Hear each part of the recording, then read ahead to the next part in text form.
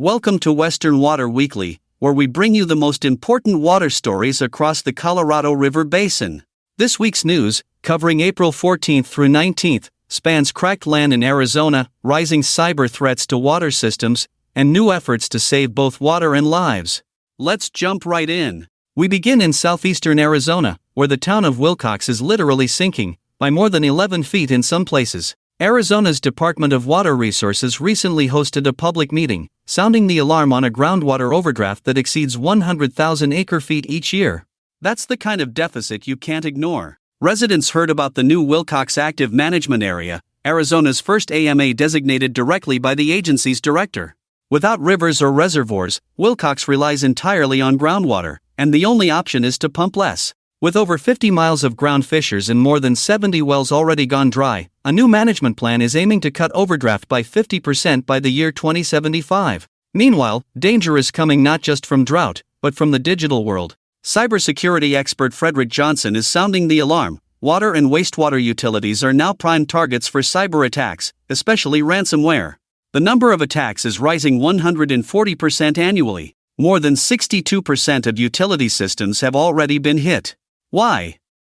Because while new tech tools like AI and cloud systems boost efficiency, they also open doors to hackers. From separating control networks to better training and backups, Johnson says utilities must act now, because it's not just about money anymore.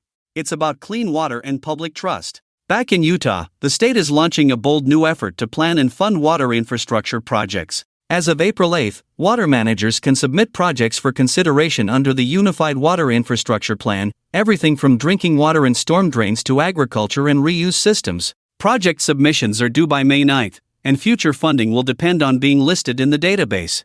It's a new system for a new era. Now let's talk about what might be in your tap water, and it's not good news. The Environmental Working Group reports that over 122 million Americans, many of them in the West, may be drinking water contaminated by a toxic byproduct called TTHMs.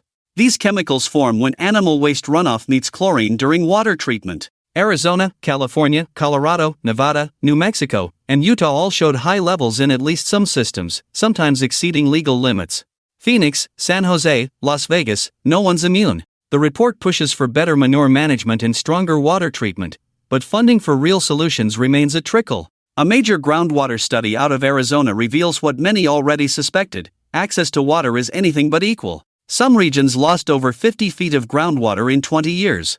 Meanwhile, recharge efforts in urban areas have raised water tables, but also increased contamination risks from arsenic and nitrates. Black communities had double the odds of groundwater decline. Tribal areas saw mixed results, less decline in some places, but higher arsenic in others. The message is clear: Arizona's groundwater future depends on more targeted governance, especially for rural, tribal, and marginalized communities. Now for a glimmer of hope from Utah, where more than 3 million square feet of lawn were replaced with drought-tolerant landscaping last year, saving over 100 million gallons of water. The state's landscape rebate program is back and better for 2025, with increased funding and broader eligibility. The key?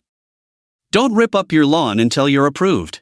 That's the number one way to get disqualified. And in Washington, D.C., the Navajo Nation is demanding long overdue action. Speaker Crystalline Curley told Interior Secretary Doug Burgum that 1/3 of Navajo families still haul their water, and that enough is enough. They're urging Congress to pass the Northeastern Arizona Indian Water Rights Settlement Act and clean up over 500 abandoned uranium mines. Tribal leaders shared painful personal stories and called for respect, investment, and action. The secretary pledged better coordination. But tribal leaders say they've heard promises before. Now they want results. And finally, let's talk drought. Drought conditions have worsened across the Colorado River Basin. Southeastern Arizona, northern New Mexico, and much of Colorado are now in extreme or exceptional drought. Only 35% of the western U.S. is free from drought. And the forecast? More heat, less rain. That means tougher times ahead for farmers, cities, and ecosystems alike. And that's a wrap on this week's Western Water News. If you found this helpful, give us a like, drop your thoughts in the comments, and don't forget to subscribe. For daily water updates, head to western-water.com. Until next time, stay informed, stay hydrated, and stay waterwise.